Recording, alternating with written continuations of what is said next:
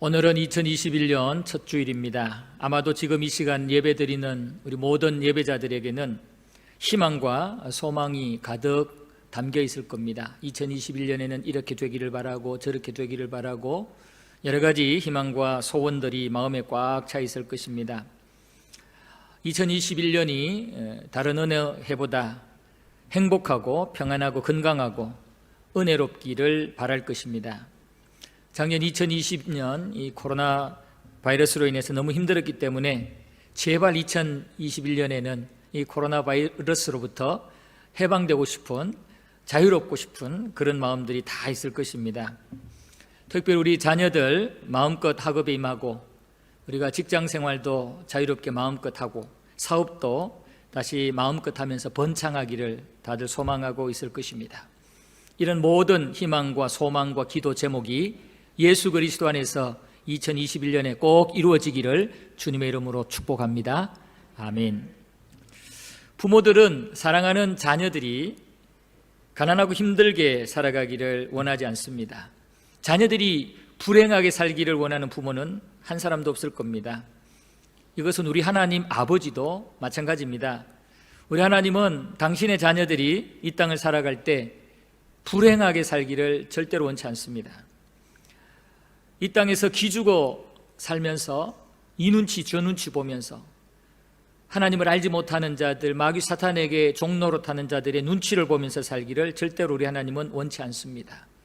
이 땅에서 염려하며 고민하며 벌벌 떨면서 살기를 하나님은 절대로 원치 않아요. 마귀 사탄에게 주도권을 뺏겨서 끌려다니는 그런 삶을 하나님은 원치 않습니다. 사망이라는 이 지옥이라는 죽음이라는 이것에 그냥 질질 끌려다니며 벌벌 떨며 갈팡질팡하는 이러한 삶을 살기를 하나님은 원치 않아요. 생명의 주가 되시는 예수 그리스도 안에서 예수의 이름 붙잡고 구원의 확신을 가지고 천국 백성답게 당당하고 아주 담대하게 확신 있게 살기를 원하는 겁니다. 이렇게 우리가 이 땅에서 하나님 아버지가 원하는 이런 당당하고 확신 있는 삶을 살려면 날마다 우리에게 하나님의 영광이 임해야 됩니다. 하나님의 영광이 우리에게 임할 때 우리는 우리 아버지 하나님이 원하시는 대로 세상 두려워하지 아니하고 당당하고 담대하게 하나님이 원하는 삶을 살 수가 있습니다. 이 여호와의 영광, 하나님의 영광은 우리 교회와 성도들의 신앙생활에서 생명과도 같고 핵심이라고 할 수 있습니다. 하나님의 영광은 교회의 생명이고 우리 신앙생활의 핵심 요소입니다. 하나님의 영광이 없으면 신앙생활을 제대로 하는 게 아니에요. 교회 안에 하나님의 영광이 떠나버리면, 없으면 교회라고도 할 수가 없습니다. 이 영광은 하나님과 관련된 용어입니다. 우리 인간들은 영광을 스스로 누릴 자격도 능력도 없습니다. 영광은 전지전능하신 창조주 하나님만 영광을 가질 수 있고 누릴 수가 있습니다. 영광은 영적 세계와 육적 세계, 이 모든 세계를, 전 우주 만물을 통치하시는 창조주 하나님의 몫이라는 겁니다. 우리 인간들은 다만 하나님이 우리에게 임재하실 때, 하나님이 우리와 함께 하실 때 그 하나님의 영광을 우리가 느끼면서 그 하나님의 영광에 우리가 참여하는 거지, 우리가 하나님의 그 영광을 하나님처럼 누리는 것은 아니라는 겁니다. 분명히 기억하시기를 바랍니다. 우리 인간을 포함한 이 땅의 모든 피조물들은 영광 그 자체를 받거나 누릴 존재가 아니고, 하나님이 임재하실 때, 영광의 주가 되시는 하나님이 임재하실 때 그 하나님의 영광에 우리가 참여하면서 그 영광을 기뻐하고 그 영광의 은혜를 누릴 수 있는 것입니다. 그래서 우리는 날마다 하나님의 임재를 사모해야 되고, 하나님의 임재하는 곳에 나타난 그 영광을 우리가 영성을 예민하게 가져서 그 영광을 우리가 느낄 수 있어야 됩니다. 따라서 우리는 하나님의 이 영광을 누리느냐 못 누리느냐 이 차이는 우리의 영적 상태에 달려 있습니다. 우리 영적 상태가 아주 풍성하고 충만하면, 민감하면 하나님의 영광을 아주 강하게 느끼면서 우리의 기쁨과 평안이 아주 강력해집니다. 그러나 반대로 우리의 영성이 둔해지거나 또는 더러워지게 되면은 하나님의 임재를 느끼지를 못해요. 딴 사람들은 하나님의 임재를 느끼면서 그 영광 속에 기뻐하고 찬양하고 막 힘을 얻는데, 이쪽에서는 영적으로 둔감해지거나 영성이 더러워지면은 그 하나님의 임재를 못 느끼니까 혼자 시험 드는 거예요. 그냥 엉뚱한 생각만 하는 거죠. 은혜를 못 받는 거예요. 마치 태평양 한복판에 빈 병이 하나 있는데 뚜껑이 꽉 닫혀 있으면 그 많은 태평양 물 한 방울도 들어가지 않아요. 그러나 뚜껑이 열리기만 하면 그 빈 병에는 물이 순식간에 가득 차게 됩니다. 마찬가지입니다. 하나님께서 임재하셔서 하나님의 영광이 충만한데 우리의 영이 꽉 닫혀 있으면, 우리의 영이 세상에 타락한 그런 어떤 것들에 더러워지고 추해져 있으면 그 하나님의 임재의 영광이 우리에게는 아무런 어떤 느낌이 없어요. 우리가 깨달을 수가 없어요. 그래서 우리는 예배 자리에 오게 되면 제일 먼저 하나님 앞에 영적 뚜껑을 여는 기도를 하셔야 돼요. 하나님 앞에 영적으로 민감하게 하나님의 임재를, 오늘 이 예배 가운데 임하실 하나님의 임재를 느낄 수 있도록, 혹시나 나에게 닫혀있는 부분이 있으면 열어야 돼요. 막혀있는 부분이 있으면 뚫어야 돼요. 이것이 바로 참회의 기도입니다. 날마다 우리는 예배하기 전에 먼저 하나님 앞에 관계에 막혀있는 이 죄의 문제가 있거나 하나님 앞에 부정한 문제들이 있으면 십자가의 보혈로 씻어내고 뚫어야 돼요. 막힌 부분을 열어야 돼요. 그럴 때 영성이 풍성해지고 민감해지고 영적인 눈이 확 열려서 하나님의 임재를 느끼게 됩니다. 찬양 중에 하나님의 임재를 느끼고, 기도 중에 하나님의 임재를 느끼고, 말씀 듣는 중에 하나님의 임재를 느끼고, 예물 드리면서도 하나님의 임재를 느끼고, 모든 예배의 순서를 통해서 임재하신 그 하나님의 영광을 느끼면서 은혜를 받는단 말이에요. 그래서 우리는 항상 하나님 앞에 예배자로 설 때 제일 먼저 해야 될 것은 막힌 부분이 혹시 있을지 모르니까 막힌 부분을 여는 거예요. 뚫는 거예요. 우리 그리스도인들과 교회들에게 이 영광이라는 것은 하나님의 임재를 상징하는 것이고, 하나님이 지금 나와 함께하고 있다라는 것을 상징하는 겁니다. 우리에게 영광이라는 것은 하나님의 통치를 받고 있다, 다스림을 받고 있다, 이러한 상황을 말하는 겁니다. 우리에게 영광은 앞으로 천상에서, 천국에서 누릴 그 하나님의 큰 은혜를 얘기하는 것입니다. 천국에서 누릴 그 영광을 이 땅에서 체험하고 있는 게 바로 우리 그리스도인들이 말하는 영광입니다. 하나님이 나의 주인 되고 왕이 되는 상황이 바로 하나님 앞에 우리의 영광입니다. 그래서 하나님의 영광이 나타나는 교회와 그리스도인들에게는 하나님이 왕이 되고 하나님이 통치되고 또 하나님 앞에 거룩하게 되니까 사망과 저주가 힘을 발휘하지를 못해요. 하나님의 영광이 나타나게 되면은 죄와 사망으로 인한 슬픔과 고통, 이 모든 이 땅의 죄악의 결과물들이 힘을 발휘하지를 못해요. 다 극복할 수가 있어요. 하나님의 영광이 나타나게 되면은 원망도, 분쟁도, 분열도, 싸움도 이겨낼 수가 있어요.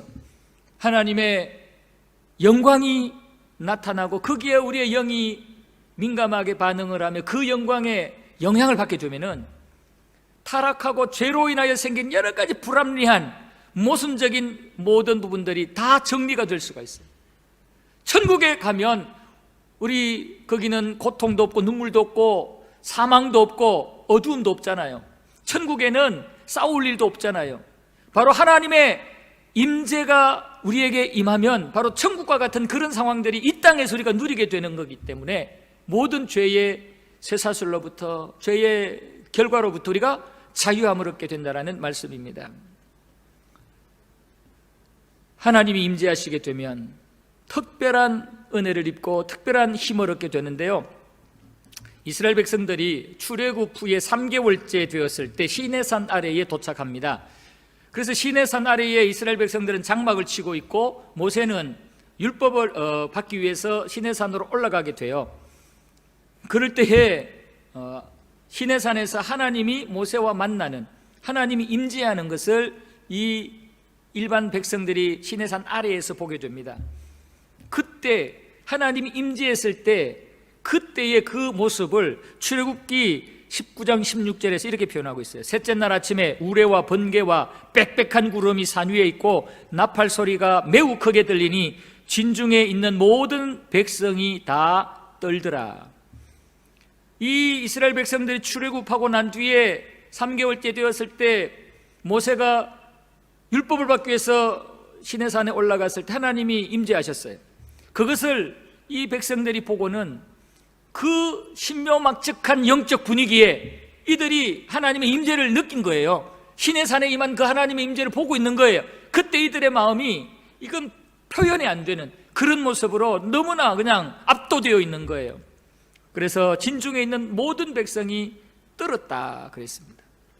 그리고 역대하 7장에 보면은 솔로몬이 성전을 완공한 후에 낙성식 할 때 그때 하나님이 임재한 그 내용을 이렇게 표현하고 있어요. 역대하 7장 1절에서 3절에 보면 솔로몬이 기도를 마침에 불이 하늘에서부터 내려와서 그 번제물과 제물들을 사르고 여호와의 영광이 그 성전에 가득하니 여호와의 영광이 여호와의 전에 가득함으로 제사장들이 여호와의 전으로 능히 들어가지 못하였고 이스라엘 모든 자손은 불이 내리는 것과 여호와의 영광이 성전 위에 있는 것을 보고 돌을 깐 땅에 엎드려 경배하며 여호와께 감사하여 이르되 선하시도다 그의 인자하심이 영원하도다 하니라.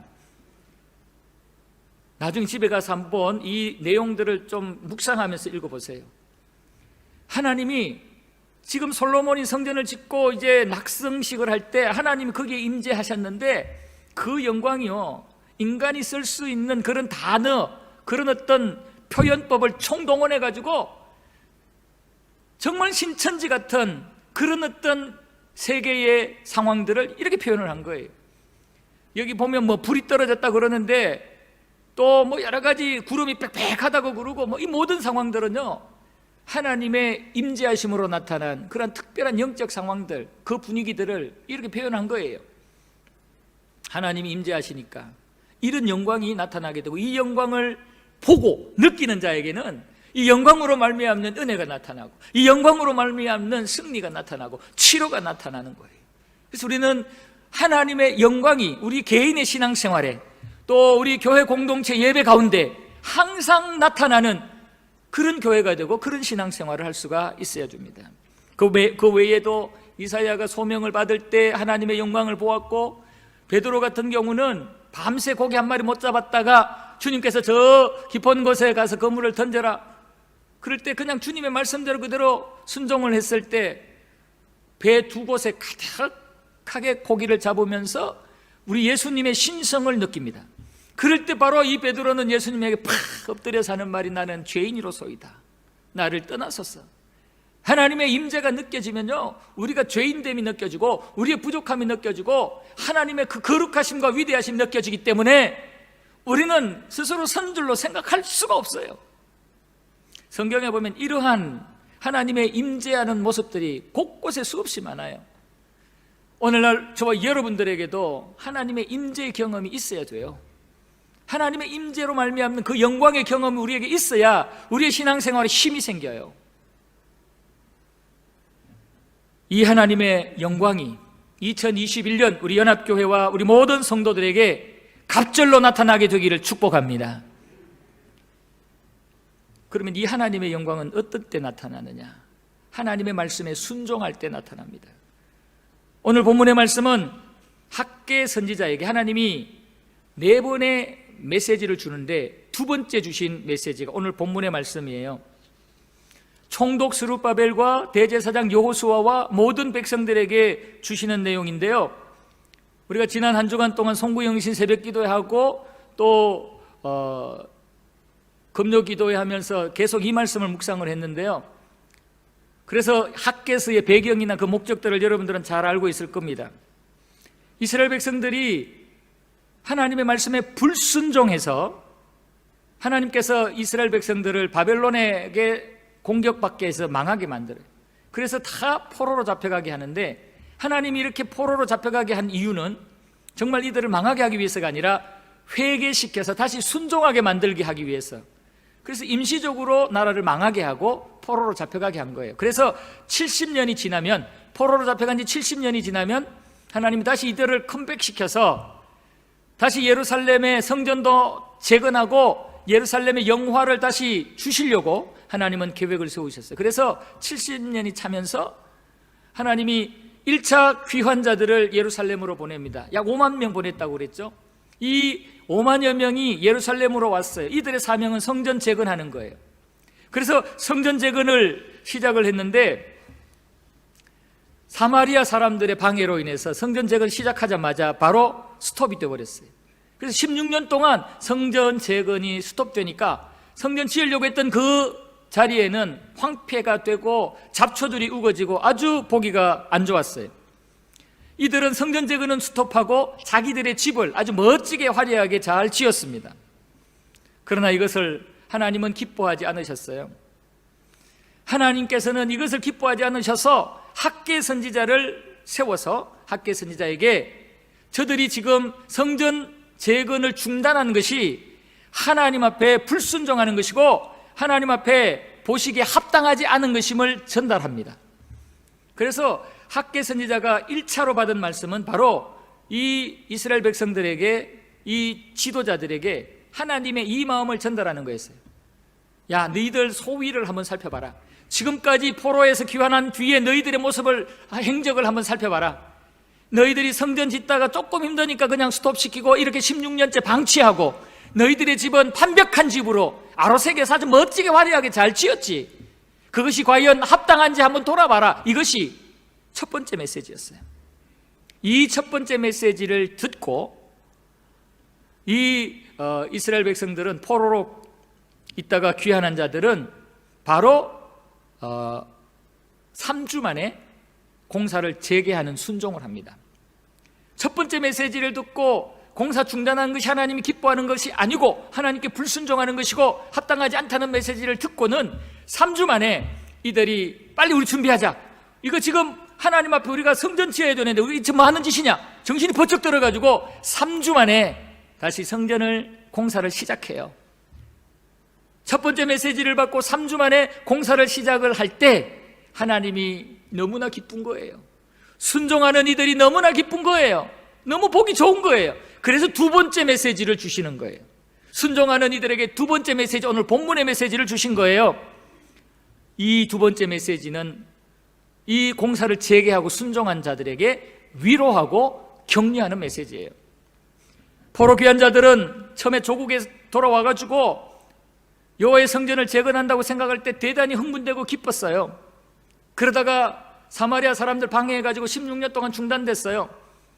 그러다가 또 학개의 말씀을 듣고는 다시 또 시작을 했어요. 그리고 한 달이 지났어요. 학개의 말씀에 순종해서 다시 성전 공사 중단한 것을 재개하고 난 뒤에 한 달이 되었어요. 이때 하나님이 이 성전 공사 재개하는 자들, 순종하는 자들에게 오늘 본문의 말씀을 주신 거예요. 그들이 또 힘든 상황이 닥친 거예요. 막상 공사를 시작해 보니까 녹록지 않은 거예요. 하나님의 말씀에 다시 공사 시작해라 해가지고 했는데 막상 하려고 보니까 모든 게 너무 힘들죠. 거기에다가 이상한 소리가 들리는 거예요. 이전에 솔로몬 성전은 이랬는데, 이전에 솔로몬 성전은 이렇게 화려하고 멋졌는데 이게 뭐야? 이게 뭐야? 이거는 솔로몬 성전에 비하면 아무것도 아니야. 이건 성전도 아니야. 이런 소리들이 들리는 거예요. 그러니까 힘이 안 그래도 어려운데 쫙쫙 빠지는 거죠. 여러분, 솔로몬 성전과 이 포로 귀한 자들이 지금 재건하는 성전, 이것을 스룹바벨 성전이라고 그래요. 솔로몬 성전이고 그 다음에 지금 이 포로로 귀환한 자들이 두 번째로 세운 이 성전을 스룹바벨 성전이라고 그래요. 이제 스룹바벨 성전 그러면 이 포로 귀환 자들이 건축한 성전이다 이렇게 생각하시면 돼요. 솔로몬 성전과 스룹바벨 성전을 한번 비교를 한번 해봅시다. 얼마나 차이가 나는지 한번 비교를 한번 해보면요, 건축 규모는 크게 차이가 없어요. 솔로몬 성전은 길이 60규빗, 너비 20규빗, 높이 30규빗 상세하게 나와 있는데 이 스룹바벨 성전은 높이 60 또는 너비 60규빗 요것만 달랑 나와 있어요. 실제로 이렇게 지어졌다는 학자도 있고 이렇게 실제로 지어지지 않았다는 학자도 있어요. 어쨌든 이 규모로 보면은 스룹바벨 성전이 솔로몬 성전보다 규모가 더 커요. 60규빗에 60규빗이니까 이 솔로몬은 60규빗에 20규빗이거든. 그러니까 이게 더 규모는 더 클 수 있어요. 덩어리는 더 클 수 있어요. 그러나 그 내용은 완전히 달라요. 건축 기간은 솔로몬 성전은 7년이 걸렸어요. 그리고 이 스룹바벨 성전은 4년이 걸려요. 7년이 걸리고 4년이 걸린다는 말은 그만큼 공사 내용이 많고 적고 정교하고 아름답고 멋지고 그렇지 않고 뭐 이런 하나의 기준이 될 수가 있어요. 솔로몬 성전은 7년 동안 아주 정교하게 그 내용들을 멋지게 만들었고, 스룹바벨 성전은 그렇게 할 수 있는 재원도 없었고 일꾼도 부족하고, 그래서 4년 만에 끝난 거예요. 7년과 4년이 걸렸어요. 그 다음에 봉헌식 때 규모를 한번 보면요, 봉헌할 때, 낙성식 할 때 규모를 보면은 솔로몬 성전 낙성식 할 때는 소 2만 2천 마리, 양 12만 마리, 합쳐서 14만 2천 마리를 하나님 앞에 제물로 드려요. 14만 2천 마리예요. 상상이 안 갈 거예요. 14만 2천 마리. 그거 살아난 거 모아만 놔도 아마 구름대 같이 보일걸요. 이것을 낙성식 때 드렸다고. 그런데 스룹바벨 성전 낙성식 때는 수소 100마리, 순양 200마리, 어린 양 400마리, 순염소 12마리, 합이 712마리, 712마리만 드렸어요. 여러분, 14만 2천 마리와 712마리 비교가 안 됩니다.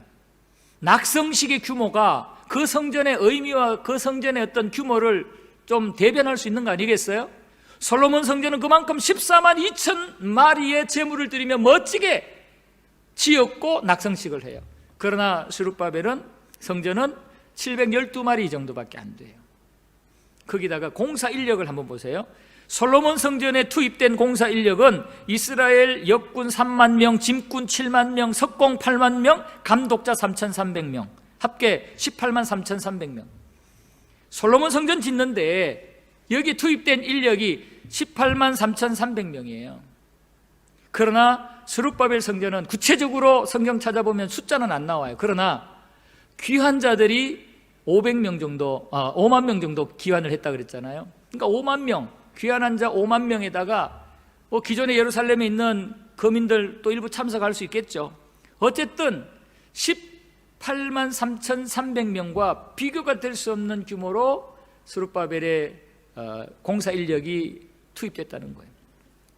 제가 왜 이것을 비교를 해드리냐면은 그만큼 이게 비교가 될 만큼 초라한 거예요. 스룹바벨 성전이 초라한 거예요.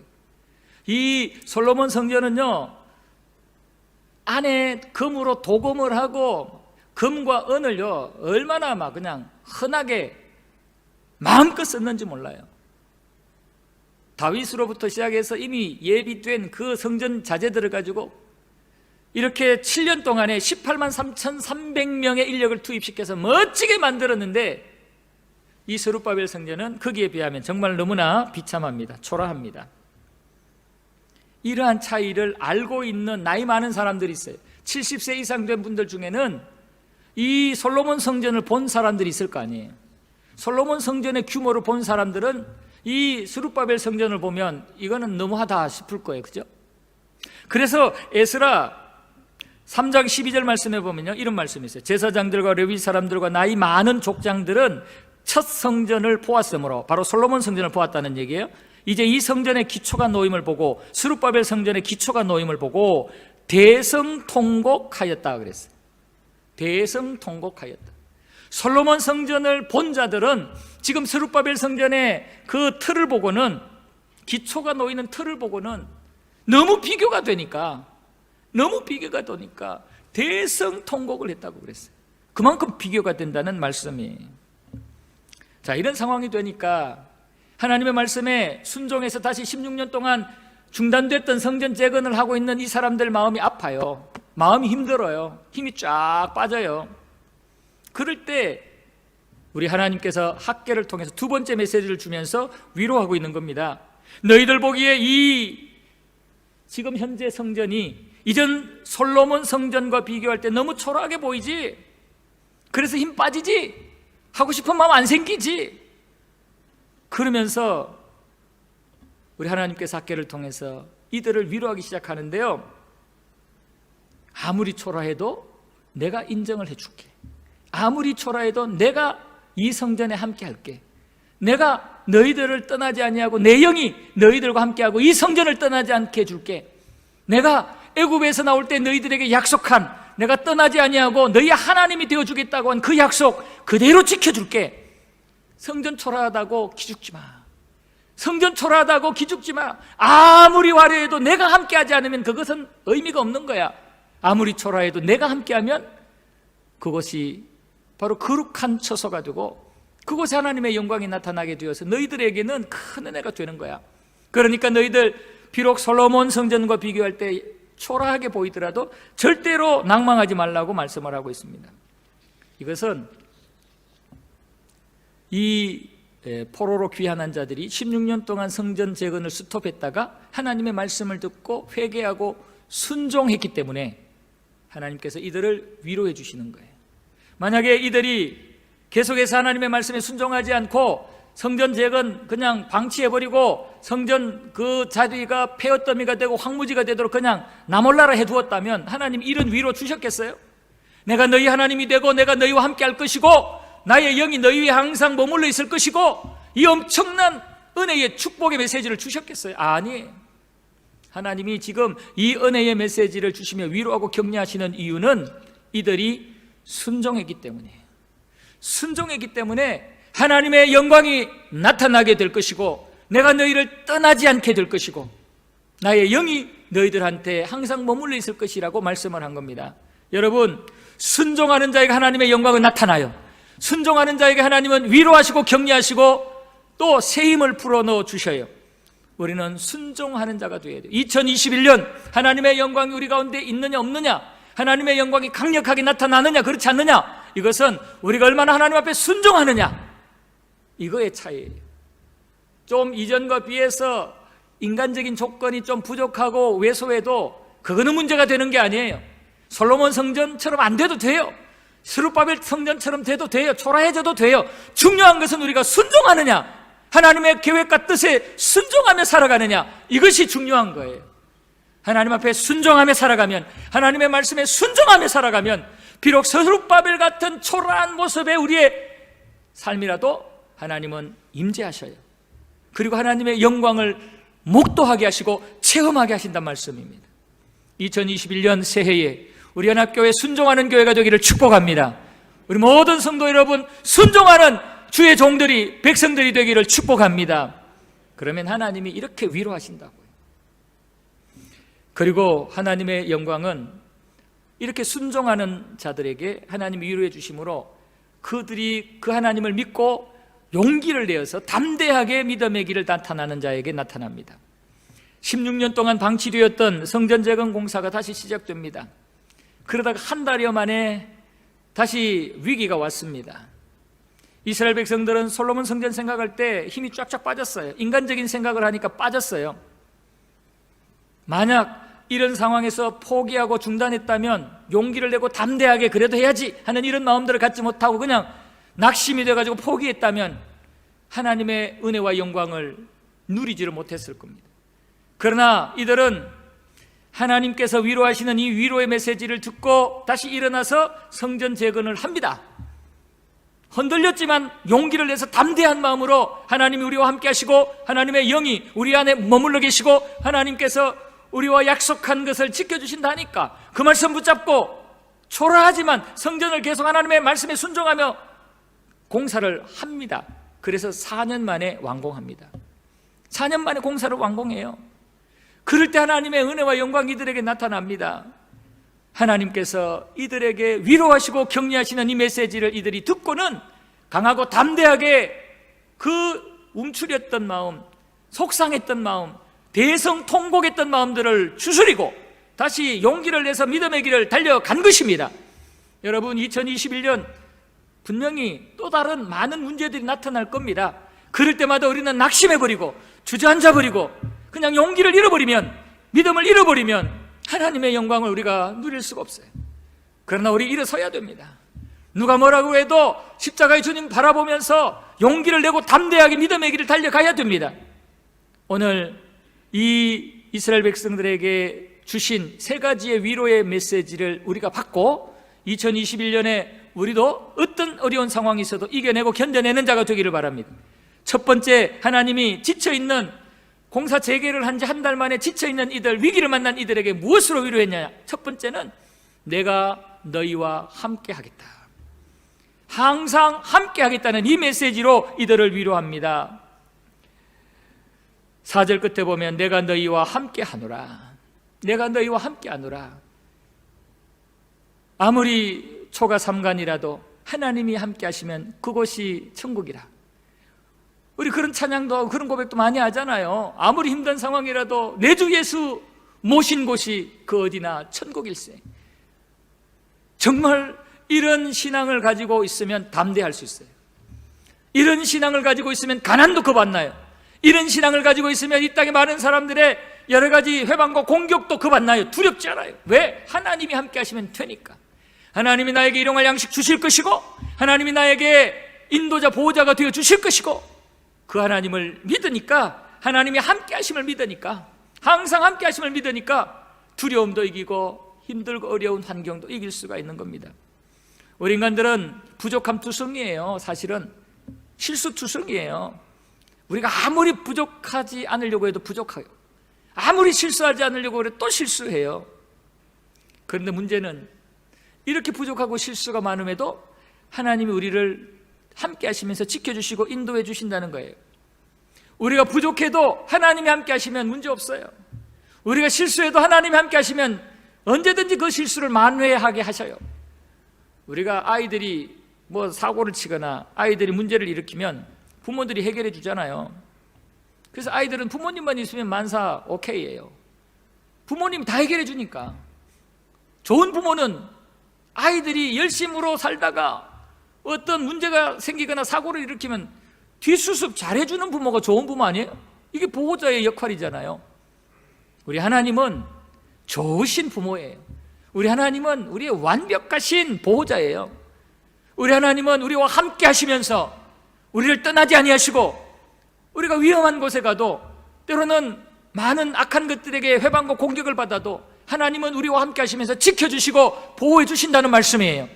이 함께 하시는 하나님을 믿을 때 우리는 담대함이 생기고 두려움이 생기는 거예요. 하나님은 지금 위기를 만나고 있는 이 공사 재개하는 포로 귀한 자들에게 너희들 솔로몬 성전 생각하니까 참 마음이 아프지? 일하고 싶지 않지? 그러나 내가 함께 할 테니까 힘내서 해. 초라한 성전이라도 내가 함께 할 테니까 힘내서 해. 그러니까 이들이 힘이 나서 또 열심히 일하는 거예요. 그리고 두 번째는 출애굽할 때의 언약을 반드시 지키겠다고 하시면서 격려하십니다. 5절에 보면은 너희가 애굽에서 나올 때 내가 너희와 언약한 말을 지키겠다라고 말씀을 해요. 무엇을 언약했느냐면요, 출애굽기 29장 45절 이하에 보면은 내가 이스라엘 자손 중에 거하며 그들의 하나님이 되리니 그들은 내가 그들의 하나님 여호와로서 그들 중에 거하려고 그들을 애굽 땅에서 인도하여 낸 줄을 알리라. 나는 그들의 하나님 여호와니라.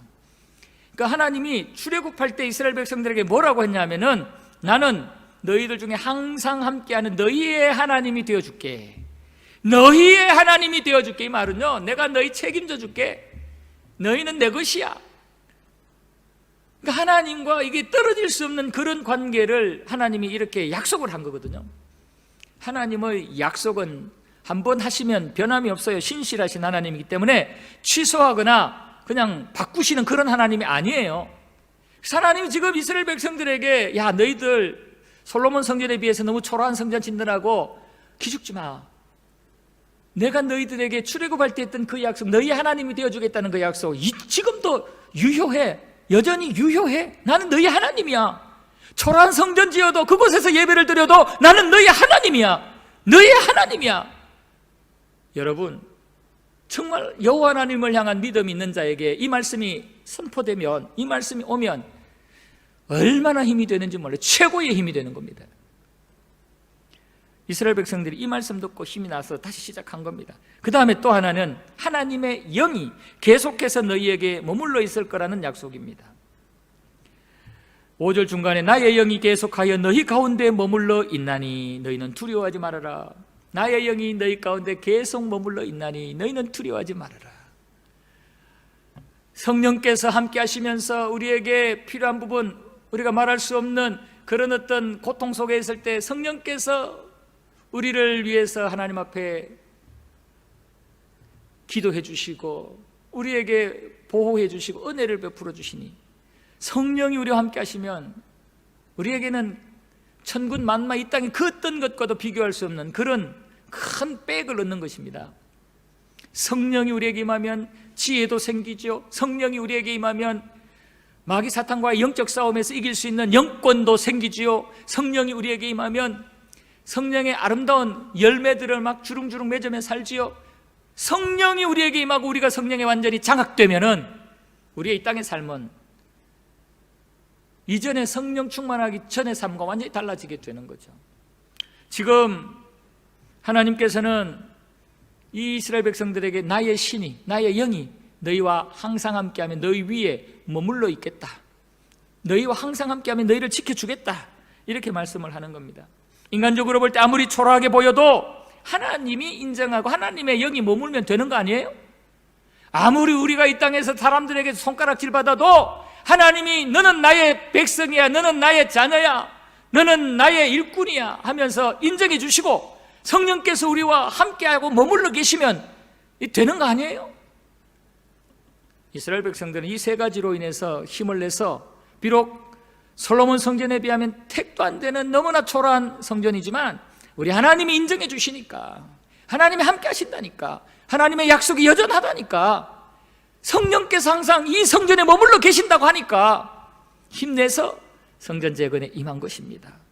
사랑하는 성도 여러분, 2021년 지날 때 어떤 어려움이 닥칠지 모르지만 혹시 어려움이 닥칠 때마다 성전 재건하다가 어려움 닥쳤을 때 위로해 주셨던 이 하나님의 말씀을 여러분들이 기억하시기를 바랍니다. 하나님이 나를 떠나지 않아, 하나님 우리 가정 떠나지 않아, 하나님이 우리 교회 떠나지 않아. 내가 실수 좀 해서 어려운 일을 당하더라도, 세상적으로는 손해를 보고 세상적으로는 여러 가지 어떤 조치를 받더라도 그래도 하나님은 나를 불쌍히 여기고 계시고 하나님 앞에 회개하고 하나님 앞에 믿음으로 그의 이름을 부르며 붙잡으면 하나님은 2020년, 21년 하나님의 영광을 누리면서 어떤 어려움도 이기고 승리하게 하여 주실 줄로 믿습니다. 그리고 마지막으로 생각할 것은 이 하나님의 영광은 예수 그리스도를 통해서 나타납니다. 영광의 열쇠는, 영광을 우리가 누리고 뭐 하는 것은 우리가 뭐 하고 싶다고 하고 우리가 하나님 임재하셔서 영광 주세요 한다고 해서 하나님이 뭐 나타나고 우리에게 어떤 주도권이 있는 게 아니에요. 이 모든 열쇠는 하나님의 손에 달려 있습니다. 하나님이 하시고자 하면 아무리 보잘것없는 것을 통해서도 그것이 하나님의 능력과 영광이 나타나요. 그러나 하나님이 하지 않으시기로 마음먹으면 그 누가 뭐라 해도 아무런 은혜 받을 수 없고 하나님의 영광은 나타나지 않아요. 오늘 여기 말씀해 보면 1절에서 9절 내용 속에서 이 만군의 여호와라는 말이 여러 번 등장합니다. 여러분 나중에 한번 세보세요. 주보에 우리 개인 묵상하는데 몇 번인지 한번 세어보세요. 이렇게 해놨는데 답을 가르쳐드리면 6번 나옵니다. 6번. 만군의 여호와라는 말이 6번 나와요. 하나님께서 약속을 하고 이 말씀 저 말씀 주시면서 앞뒤에서 막 그냥 쉴 새 없이 만군의 여호와가 말하노라, 나 만군의 여호와가 말하노라, 나 만군의 여호와라니까, 나 만군의 여호와라니까. 만군의 여호와라는 말씀을 강조하신 이유가 있어요. 뭐냐면 내가 마음만 먹으면 다 된다, 내가 마음 먹지 않으면 안 된다, 모든 키는 내가 치고 있다, 내가 치고 있다 이거예요. 그 말씀을 하시는 거예요. 아무리 환경이 어렵고 절망 상황이 되어도 만군의 여호와인 내가 하면 된다는 거예요. 너희들이 힘을 다 모아서 될 것 같아도 만군의 여호와인 내가 허락하지 않으면 안 된다 이거예요. 여러분, 환경이 어렵다고 절망하지 마세요. 만군의 여호와 하나님은 우리의 하나님, 나의 하나님이니까. 만군의 여호와 하나님이 우리가 좀 사명 감당하는데 좀 어렵고 힘들 상황이 되면은 바로 개입하셔서 우리에게 필요한 부분들을 채워주시니까, 만군의 여호와 하나님이 나의 하나님이고 나와 함께 하신다는 것을 믿으시고 불평하는 자가 되지 말고, 원망하는 자가 되지 말고, 낙심하는 자가 되지 말고, 주저하는 자가 되지 말고, 남 판단하고 미워하고 손가락질하는 자가 되지 말고, 만군의 여호와 하나님이 나와 함께하고 계시면 나의 어떤 약점도 부족함도 원수들의 공격도 이겨낼 수 있다는 그 믿음을 가지시고 견디시길 바랍니다. 오늘 8절 말씀 보시면 은도 내 것이요 금도 내 것이다. 그 다음에 또 말하죠. 만군의 여호와의 말이니라. 은도 내 것이고 금도 내 것이고, 이 땅의 모든 것 다 우리 하나님의 것이니까 야 지금 초라하다고 걱정하지 마. 은도 내 거고 금도 내 거야. 지금 이 성전에 쓰임받지 않은 세상에 있는 모든 것들 다 내 거야. 그거 나 만군의 여호와야. 이 말씀을 하실 때 이 이스라엘 백성들은 얼마나 힘이 되겠어요. 범죄하고 타락한 우리들에게 보배 되시는 예수 그리스도께서 오실 것도 말씀을 하죠. 여기 7절에 보면은 또한 모든 나라를 진동시킬 것이며 모든 나라의 보배가 이르리니 그랬습니다. 여기서 보배가 이르리니 그랬는데요, 이 보배는 어떤 학자들은 이방 국가에서 이방 민족들이 보물을 가지고 올 것이다, 그래서 보물을 가지고 오는 것을 얘기한 것이다 라고 얘기하기도 합니다. 물론 그것도 뭐 틀렸다고는 할 수 없어요. 그러나 궁극적인 것은 이 보배는 예수 그리스도이십니다. 예수 그리스도가 오심으로 참된 영광이 우리에게 임하게 되고 하나님의 임재를 우리가 확실하게 누릴 수 있는 영적인 문이 열리고 길이 생긴 겁니다. 예수 그리스도의 이 땅에 오심으로 말미암아 우리에게 하나님의 임재와 영광이 생긴 거죠. 그래서 빌립보서 4장 19절에 보면은 나의 하나님이 그리스도 예수 안에서 영광 가운데 그 풍성한 대로 너희 모든 쓸 것을 채우시리라 그랬어요. 나의 하나님 여호와께서 그리스도 예수 안에서 그의 영광 가운데 풍성한 대로 우리에게 필요한 것들을 다 공급해 주실 거라는 말씀이에요. 예수 안에 있는 자에게 하나님은 영적인 보물도 주시고, 예수 안에 있는 자들에게 일용할 양식 보물도 주시고, 예수 안에 있는 자에게 하나님은 필요한 모든 것들을 채워주시고 공급해 주실 거라는 말씀입니다. 2021년 예수 붙잡으면 돼요. 누가 뭐라 그래도 예수 붙잡고 예수 이름 의지하면 돼요. 하나님의 영광은 반드시 나타나게 됩니다. 여러분, 예수 이름 붙잡고 하나님의 영광 속에 2021년을 보낼 수 있게 되기를 축복합니다. 이제 2021년 시작했습니다. 또 순식간에 막 갈 거예요. 정신 놓지 마시고, 아무리 힘들고 어려워도 두려워하거나 낙심하지 마시고, 하나님이 우리와 함께 하심을 믿으시고, 하나님의 영이 우리 위에 머물러 계심을 믿으시고, 하나님 창조주시고 만왕의 왕이시고 만군의 여호와이심을 믿으시고, 그 하나님이 우리에게 한 약속의 말씀, 오늘 이 말씀을 꼭 붙잡으시고, 무엇보다 예수 십자가를 붙잡으시고 날마다 그리스도의 보혈을 지나 아버지 보호자 앞으로 나아가 우리에게 임하시는 하나님의 은혜와 영광을 목도하고 체험하는 저와 여러분들이 되기를 축복합니다. 우리는 예수 그리스도 안에서 새 생명을 얻은 자입니다. 옛것은 지나고 새 사람이 되었습니다. 2021년 한 해 동안 주님 따라가는 길이 험하고 멀어도 이 믿음을 가지고 찬송하며 달려갈 수 있게 되기를 바랍니다. 그래서 지금까지 살아온 그 어느 때보다도 2021년에 하나님의 큰 은혜와 영광을 목도하고 체험하시는 저와 여러분들, 또 우리 교회 되기를 주님의 이름으로 축복합니다. 아멘. 다 같이 일어나셔서 찬송가 436장 함께 신앙의 고백을 담아서 찬송하겠습니다.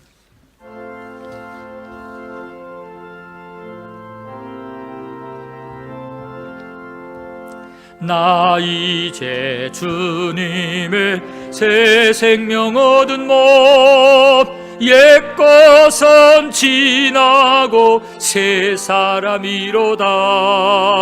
그 생명 내 맘에 강같이 흐르고 그 사랑 내게서 해같이 빛난다. 영생을 누리며 주 안에 살리라. 오늘도 내일도 주 함께 살리라. 주 안에 감추인 새 생명 얻으니 이전에 좋던 곳 이제는 값없다. 하늘에 은혜와 평화를 맛보리. 찬송과 기도로 주 함께 살리라. 영생을 누리며 주 안에 살리라. 오늘도 내일도 주 함께 살리라. 산천도 초목도 새 것이 되었고 죄인도 원수도 친구로 변한다. 새 생명 얻은 자 영생을 누리리. 주님을 모신 마음 새 하늘이로다. 영생을 누리며 주 안에 살리라. 오늘도 내일도 주 함께 살리라. 주 따라가는 길 험하고 멀어도 찬송을 부르며 뒤따라가리라. 나 주를 모시고 영원히 살리라. 날마다 섬기며 주 함께 살리라. 아멘. 영생을 누리며 주 안에 살리라. 오늘도 내일도 주 함께 살리라.